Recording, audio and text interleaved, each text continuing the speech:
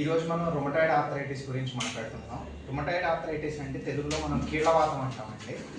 యూజువల్గా ఇది ఎందుకు వస్తుందంటే మన బాడీలో రోగ నిరోధక శక్తి అని ఉంటుంది, దాన్నే ఇమ్యూనిటీ పవర్ అంటారు. అది చేసే పని ఏంటంటే మనకు బయట నుండి ఇన్ఫెక్షన్స్ రాకుండా శరీరంలోకి కాపాడుతుంది.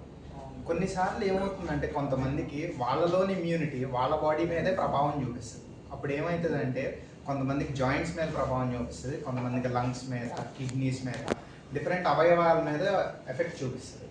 అదే జాయింట్స్ మీద చూపిస్తే దాన్నే మనం కీళ్ళవాతం అంటాం, దాన్ని ఇంగ్లీష్లో రుమటాయిడ్ ఆర్థరైటిస్ అంటాం.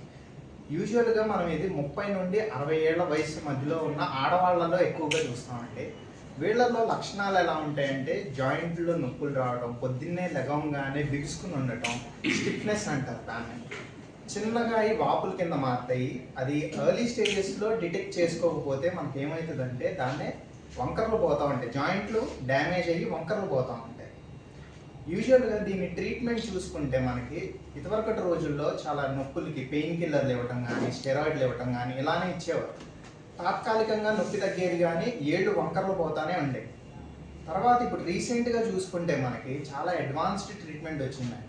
దాన్నే ఫస్ట్ మనం ట్యాబ్లెట్ రూపంలో అంటే డీమార్ట్స్ అంటారు, దాన్ని మెథోట్రెక్సేట్, లెఫ్లోనమైడ్, సల్ఫాసాలిడ్ అని కొత్త కొత్త డ్రగ్స్ వచ్చినాయి.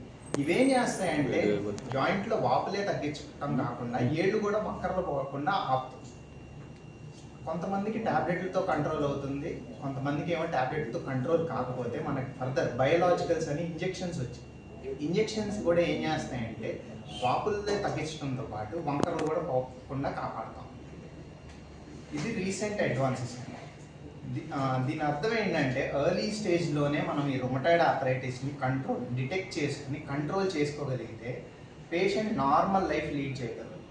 లేకపోతే ఏమవుతుందంటే డ్యామేజ్ అయిపోయి ఏళ్ళు వంకరలు అయిపోయి బెడ్ రిడెన్ అవుతాం.